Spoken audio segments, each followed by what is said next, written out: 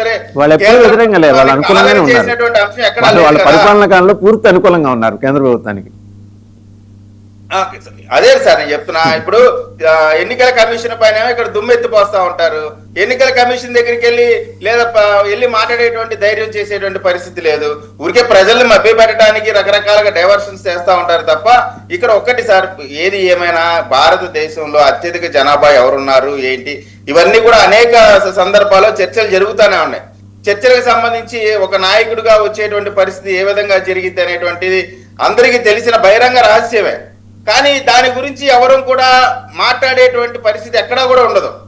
ఇక్కడ నాయకత్వం అనేటువంటిది కేవలం ముఖ్యమంత్రిగా ఇవ్వటం ద్వారా మాత్రమే జరిగిద్ది, లేదా ఇంకోటి ప్రాంతీయ పార్టీలకు సంబంధించినటువంటి అంశానికి సంబంధించిన దాంట్లో, మీరు చెప్పేటువంటి అంశానికి సంబంధించిన దాంట్లో మా పార్టీకి సంబంధించి అధ్యక్షులుగా మేము బీసీని పెట్టి చూపించాం. వారితోనే కంటిన్యూస్ గా కళా వెంకటరావు దగ్గర నుంచి ఈ రోజు మన పల్లా శ్రీనివాస్ గారి దాకా అందరినీ పెట్టాం. మీ పార్టీ అధ్యక్షుడిగా కనీసం సరే మీరు ముఖ్యమంత్రి ఎవరు ప్రాంతీయ పార్టీలో మీ పార్టీ అధ్యక్షుడిగా పెట్టేటువంటి సాహసం చేస్తారా? ఇవ్వగలుగుతారా? సొంత తల్లి గారినే ఉన్నటువంటి వర్కింగ్ ప్రెసిడెంట్ తీసేసి శాశ్వత అధ్యక్షుడిగా జగన్మోహన్ రెడ్డి గారు ముట్టికాయలు వేస్తే సార్, కోర్టు ముట్టికాయలు వేస్తే అప్పుడు మళ్ళీ లేదు మేము తాత్కాలికంగానే పెట్టుకున్నాం అధ్యక్షుడిగా, జీవితాంతం నేను కాదని చెప్పి సరి చేసుకున్నటువంటి పరిస్థితి వాళ్ళది. వాళ్ళు అభద్రతా భావంతో ఉండేవాళ్ళు. ఎస్సీ ఎస్టీ బీసీలని కేవలం సార్ అనేకమైనటువంటి అంశాలు నేను చెప్తాను సార్, అనేకమైనటువంటి దాడులు ఇవన్నీ జరిగినప్పుడు ఏ రోజు వీళ్ళు స్పందించినటువంటి పరిస్థితి లేదు కదా. వారికి హక్కుగా రావాల్సినటువంటి అనేక అంశాల్లో మీరు ఏ విధంగా ప్రవర్తించారని చూసాం కదా. కాబట్టి వీళ్ళేదో చెప్తుంటే దెయ్యాలు వేదాల వల్ల నేను ఒకటే అడుగుతున్నా, మీ పార్టీ అధ్యక్షుడిగా ఒక బీసీని చేయండి, మా పార్టీ అధ్యక్షుడిగా చేసి చూపించాం, మీరు చేసి చూపించండి, మీకు ఉండేటువంటి అవకాశాలు చేయండి. రైట్ శేఖర్ రెడ్డి గారు, ఎప్పుడు ఈ అవకాశం గోల్డెన్ ఛాన్స్ వచ్చిందండి మిమ్మల్ని మీరు నిరూపించుకోవడానికి పార్టీ రాష్ట్ర అధ్యక్షుడిగా, బీసీ నియమించండి సార్. మమ్మల్ని మేము ప్రూవ్ చేసుకోవాలంటే సార్, మేము అధికారంలో లేం కానీ మమ్మల్ని మేము ప్రూవ్ చేసుకోవాల్సిన పని లేదు. మేము అధికారంలో ఉన్నప్పుడు 4 బీసీలకు రాజ్యసభ ఇచ్చాం సార్. వాళ్ళు ప్రూవ్ చేసుకోవడం కోసం 5 మంది ఎందుకు పనికిరాకుండా రాజ్యసభ సభ్యులు ఎందుకు పనికిరాలేదా? మీరు రాజ్యసభ సీట్ ఇచ్చి వాళ్ళని అవమానించి కనీసం హక్కులు కూడా లేకుండా చేసి వాళ్ళకి మాట్లాడేటువంటి స్వేచ్ఛ లేకుండా చేసి వాళ్ళకి అధికారానికి విజయకిరణ్ గారు విజయకిరణ్ గారు ఆయన కంప్లీట్ చేయండి. మీరు ఆగండి. విజయ్, నువ్వు మాట్లాడిన సేపు కామ్గా ఉన్నా కదా, దయచేసి వెయిట్ చేయాలి కదా సార్. నేను 4 రాజ్యసభ పంపించాను సార్, వీళ్ళు ఒకరినే పంపించారు కదా, మిగతా 3 కూడా పంపి ఎవరు వద్దన్నారు? మేము వద్దన్నానా? మేము దాదాపుగా 38% పైగా ఇచ్చాం కదా ప్రతి చోట. మీరు ఇవ్వండి, ఎవరుతో అన్నారు? మీరు అవి నిరూపించుకున్న తర్వాత మాట్లాడదు సార్. ఇంకోటి, మాతో కలిసి నడవడానికి ఏదో చెప్పాడు సార్, గొర్రెతోక పట్టుకునేది. మీరు పెట్టండి సార్ బిల్లు, మీరు పెట్టండి ప్రైవేట్ బిల్, మీతో కలిసి మేము వస్తాం.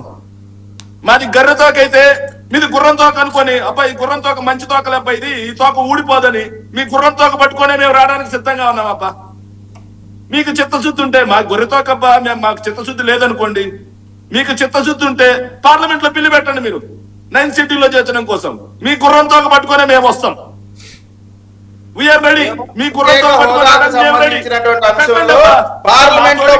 విజయకిరణ్ గారు ఆయన మాట్లాడండి.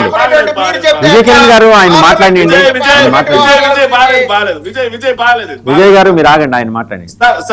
సార్ వాసుదేవన్ గారు, నేను వెరీ క్లియర్ సార్, మాది గొర్రెతోక, మాతోటి రావడానికి సిద్ధంగా లేరు. బీసీల మీద మీకు ప్రేమ ఉంది, మీది గుర్రం తోకే, మీది బలమైన తోకే, మీరే పెట్టండి. మీ గుర్రం తోక పట్టుకొని మేము వస్తాం. There ends the matter. ఇంకో మాట సార్ నేను చెప్తున్నా సార్, మీరు ఒక మాట అన్నారు సార్, ఇది తప్పుగా జనాల్లోకి వెళ్తుంది సార్. సో ఆ రోజు బిర్రు ప్రతాప్ రెడ్డి వేస్తే ఈ రోజు వీళ్ళు వేస్తున్నారు కేసులు అని చెప్పి సార్. ఆ రోజు దానికి మీరు అది తప్పు అయితే ఇది తప్పు, అది కరెక్ట్ అయితే ఇది కూడా కరెక్ట్. దానికి నేను వివరణ ఇస్తాను సార్, దయచేసి మిమ్మల్ని నేను కించపరిచనంగా సార్ వివరణ ఇస్తాను, దయచేసి వివరణ సార్. ఆ రోజు బీసీలకి 35% రిజర్వేషన్ రాకుండా అడ్డుకుంది బిర్రు ప్రతాప్ రెడ్డి సార్. ఈ రోజు వైఎస్ఆర్ కాంగ్రెస్ పార్టీ లేళ్ల అప్పిరెడ్డి గారు వెళ్ళింది 34% రిజర్వేషన్ కి అగేనెస్ట్ గా కాదు సార్. ఇవాళ మీరు కొత్తగా ఆవిష్కరించింది ఏముంది? నేను ఇందాకే చెప్పాది, ఆయన వెళ్ళిన అంశం ఏంటో చెప్పాను నేను సార్. కానీ అంటే ఇది ఎలా వెళ్తుందండి సార్? ఆ రోజు వాళ్ళు కేసు వేశారు, ఈ రోజు వీళ్ళు కేసు వేశారు. ఈయన వేరే అంశంతో వెళ్ళారని చెప్పాను, మీరు అది వినకుండా మాట్లాడితే జనంలోకి ఎలా వెళ్తుంది సార్? మేము వెళ్ళింది ముందు లేళ్ల రెడ్డి గారు జనంలోకి తీసుకెళ్లారు నిన్న సార్. అట్లా ఎస్ఐఆర్ అవ్వకుండా కొత్త ఓటర్ లిస్ట్ జాబితా ప్రకారం స్థానిక సంస్థలు నడపండి అని చెప్తున్నాం. పాత ఓటర్ లిస్ట్ జాబితా ప్రకారం కాదు సార్. ఈ రోజు వెళ్ళింది ఎవరంటే సార్ ఈనాడు పేపర్, ఇది ఈనాడు ఆస్థాన పత్రిక సార్. ఇది చూడండి, బీసీలకు 34% రిజర్వేషన్ పై హైకోర్టులో పబ్లిక్ ఇంట్రెస్ట్ లిటిగేషన్ పిల్. సో దానికి సంబంధించి ఇటీవల ఎవర్రా వేసింది అంటే దానికి సంబంధించి ప్రజాహితార్థం ఆయన పేరు యోగేష్, తాండవ యోగేష్ గారు అది వేసింది, నాట్ అప్పిరెడ్డి గారు. సో అప్పిరెడ్డి గారు వెళ్ళింది ఏదైతే ఎస్ఐఆర్ అయిపోయిన తర్వాత కొత్త ఓటర్ లిస్టు ప్రకారం ఎన్నికలకు వెళ్దాం, పాత ఓటర్ లిస్టు ప్రకారం వద్దు అని చెప్పి వెళ్ళాం. సో ఇది ఒక సవరణ సార్. ఇంకోటి పాపం మా విజయ్ కిరణ్ మాట్లాడతా, నేను వెళ్దాక చాలా ప్రశ్నలు ఎత్తాను సార్. ఏమెత్తానంటే అయ్యా 2014 నుంచి 19 మధ్యలో బీసీలకు సంబంధించి 13,600 కోట్ల రూపాయలే మీరు చేశారయ్యా. మేము 1,80,000 కోట్లు చేశాం. 2024 నుంచి 26 మధ్య ఈ 2 బడ్జెట్లు అయిపోయింది, 3వ బడ్జెట్ లోకి కూడా వచ్చా. మనం బీసీలకు చేసింది ఏందన్నా ఉందయ్యా అని చెప్పి అడిగితే దానికి సమాధానం చెప్పలేదు సార్. సో బీసీలకు సంబంధించి ఉంది సార్, వాళ్ళు ఏం చేశారో ఉంది సార్. ఒక్క నిమిషం ఆయన కంప్లీట్ చేయనియండి, ఆగండి. ఇందాక టైం ఇవ్వండి సార్. సార్ విజయ్కి టైం ఇవ్వండి సార్. ఇది 17/5/2026 సార్, అంటే మే 17వ తారీఖున ఆంధ్రజ్యోతి ఏదైతే ఈనాడు పత్రికలో వచ్చినటువంటి కథనం సార్. బీసీలకు ఆదరణ ఎప్పుడు? గత ఏడాది బడ్జెట్ లో 1000 కోట్ల రూపాయలు కేటాయించి ఒక్క రూపాయి కూడా ఖర్చు చేయలేదు. ఈ ఏడాది నిధులు చూపించారు తప్పిస్తే ₹1 పిల్ల ఖర్చు చేయలేదు. అంటే 2 ఏడాదిల్లో బీసీలకు ఆదరణ పథకం కింద 1000 కోట్లు కేటాయించారు సార్. ఒక్క రూపాయి కూడా బీసీలకు ఖర్చు చేయలేదు సార్. ఏమైపోయినాయండి మరి ఆ 1000 కోట్లు? మీ దగ్గర లెక్కలు ఏమైనా ఉన్నాయా? ఎక్కడికి వెళ్ళిపోయినాయి? ఏమైపోయినాయి చెప్పండి. పోనీ వాళ్ళు ఖర్చు పెట్టలేదు, మరి దేనికో ఖర్చు పెట్టింటారు, దేనికో ఖర్చు పెట్టిన దానికి లెక్కలు ఉన్నాయి మీకు? నేను చెప్తాను సార్. ఇప్పుడు ఆంధ్రప్రదేశ్ బడ్జెట్ జిమ్మికి ఎలా నడుస్తుందంటే, చంద్రబాబు నాయుడు గారి ప్రభుత్వం అధికారంలోకి వచ్చిన తర్వాత ఆంధ్రప్రదేశ్ బడ్జెట్ మామూలుగా 1,00,000 కోట్ల రూపాయల బడ్జెట్ అనుకోండి సార్. 1,00,000 కోట్ల రూపాయల ఘనమైన బడ్జెట్ అని చెప్పి బడ్జెట్ చూపిస్తారు సార్. బడ్జెట్ చూపించిన తర్వాత రివైజ్డ్ ఎస్టిమేట్, ఈ బడ్జెట్ ఎస్టిమేట్ సార్, తర్వాత రివైజ్డ్ ఎస్టిమేట్స్ యాక్చువల్స్ కి వచ్చేసరికి సో రాష్ట్రానికి రావాల్సిన ఆదాయాలు తగ్గిపోతున్నాయి సార్. ఇప్పుడు రాష్ట్రానికి రావాల్సిన ఆదాయాలు తగ్గిపోవడంతో బడ్జెట్ వాల్యూమ్ వచ్చేసి 70,000 కోట్లు తగ్గుతుంది సార్. 1,00,000 కోట్ల నుంచి 70,000 కోట్లకు బడ్జెట్ వాల్యూమ్ తగ్గుతుంది సార్. బడ్జెట్ ప్రవేశపెట్టేటప్పుడేమో 1,00,000 కోట్ల ఘనమైన బడ్జెట్ అంటాం సార్. యాక్చువల్స్ కి వచ్చేసరికి 70,000 కోట్లకే బడ్జెట్ తగ్గుతుంది. ఈ లెక్క చెప్పండి మీరు, దాంట్లో కాదు, మీరు పయ్యావుల కేశవ్ గారితో మాట్లాడండి అవన్నీ విషయాలు. కానీ ఈ లెక్క నేను అదే సార్, నేను బీసీలకు సంబంధించే చెబుతున్నాను సార్ నేను.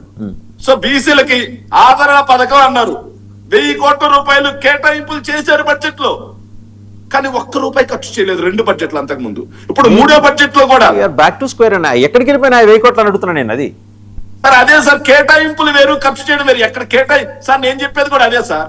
1,00,000 కోట్ల బడ్జెట్లు అని చెప్పి బీసీలకు ఎంత, ఎస్సీలకు ఎంత, ఎస్టీలకు ఎంత అని చెప్పి రాస్తారు బడ్జెట్ ఎస్టిమేట్ లో, కానీ యాక్చువల్స్ కి వచ్చేసరికి ఖర్చు చేయట్లేదు అది. సో అందులోకి అకౌంట్లకే డబ్బులు రాట్లా, పేపర్లకే పరిమితం అవుతుంది, అది ప్రకటనలకే పరిమితం అవుతుంది. సో అది నేను చెప్తున్నాను. నేను కృష్ణాంజనేయులు గారికి నేను ఇంకొక విషయం చెప్పాలి సార్. సో కృష్ణాంజనేయులకి బీసీలకి రిజర్వేషన్ అనేది హక్కు, భిక్ష కాదు అన్నారు sir. Yes, I accept sir. ఆయనకన్నా ముందు నేను సార్ నేను అంటున్నాను సార్, అది వాళ్ళకి హక్కే, బీసీలకు భిక్ష కాదు. కాబట్టే మీరెవరండి ఔదార్యం ప్రకటించడానికి? వాళ్ళ మీద అధిక జనాభా ఉన్న వాళ్ళ మీద వాళ్ళు మీ మీద ఔదార్యం చూపించి మీకు అధికారం ఇచ్చారు, గుర్తుపెట్టుకోండి మీ ఇద్దరికి కూడా. సార్ నేను అదే అంటున్నాను సార్. నేనేం చెప్తున్నా అంటే బీసీలకి కృష్ణాంజనేయులు గారితో నేను 100% యాక్సెప్ట్ చేస్తున్నాను. బీసీలకి రాజ్యాధికారం హక్కే, వాళ్ళకి భిక్ష కాదు, వాళ్ళకి హక్కుగా ఉండాలనే మేము 50% రిజర్వేషన్ చేద్దాం అని చెప్పి బిల్లు వేస్తున్నాం. 50% కావాలి బీసీల కంటే, ముఖ్యమంత్రిని చేస్తాయి దాని మీద ఎప్పుడన్నా చెప్పండి ఏదన్నా. ఇద్దరు చెప్పట్లేదు, మీరు గమనించట్లా, ఇద్దరు చెప్పట్లా. కృష్ణాంజనేయులు గారు, నేను ఇందాకే అడిగా, ఒక కర్పూరే ఠాకూర్, ఒక సిద్ధరామయ్య, ఒక కరుణానిధి మనకు ఎందుకు లేరు అని అడుగుతున్నా నేను. కృష్ణాంజనేయులు గారు చాలాసేపు దయచేసి చాలాసేపు నేను అడుగుతాను. నేను అసలు అడ్డుకోండి సార్. నేను అంటున్నాను సార్, మేము హక్కనే ఒప్పుకుంటున్నాం సార్. వైఎస్ఆర్ కాంగ్రెస్ పార్టీ తరఫున హక్కుగా మేము భావించాం కాబట్టి 50% వాటా వాళ్ళకి హక్కుగా రావాలని ప్రైవేట్ బిల్ పెట్టాం. వాళ్ళకి కూడా పాప మా ప్రేమ ఉంటే తెలుగుదేశం పార్టీ వాళ్ళకి హక్కుగా ఇద్దాం. మన వాళ్ళకి భిక్ష కాదు తెలుగుదేశం పార్టీ వాళ్ళని కూడా అంటున్నా. హక్కుగా ఇవ్వాలి అంటే చట్టం చేద్దాం రండి. నేను చెప్పినట్టుగా మా మీద నమ్మకం లేకపోతే మేము గొర్రె తోక కాబట్టి మీ గుర్రం తోకను పట్టుకొని వస్తాం మేము. రైట్ అండి, థ్యాంక్ యూ. ఎవరు తోక పట్టుకుంటారు ఏంటనేది చేద్దాం. Thank you very much Vijay Kiran గారు, శేఖర్ రెడ్డి గారు, కృష్ణాంజనేయులు గారు, thank you very much. So చూసాం మొత్తానికి రాష్ట్రంలో బీసీ రాజకీయం నడుస్తుంది. మనకి ఒక సిద్ధరామయ్య ఎందుకుండరు, ఒక కరుణానిధి ఎందుకుండరు, ఒక కర్పూరి ఠాకూర్ ఎందుకుండరు. ఉత్తరాది రాష్ట్రాల్లో చాలా మంది బీసీ ముఖ్యమంత్రులు ఉన్నారు, ఈవెన్ కేరళలో కూడా ఉన్నారు. మనకి ఎందుకు లేరు? ఈ ప్రశ్న అడిగేసరికి రెండు పార్టీలు భుజాలు తడవకుంటున్నాయి. సరే, మాకు వాళ్ళకున్న లిమిటేషన్ ఏంటి? వాళ్ళు వెంబడే క్లెయిమ్ చేసి మాది ప్రాంతీయ పార్టీ.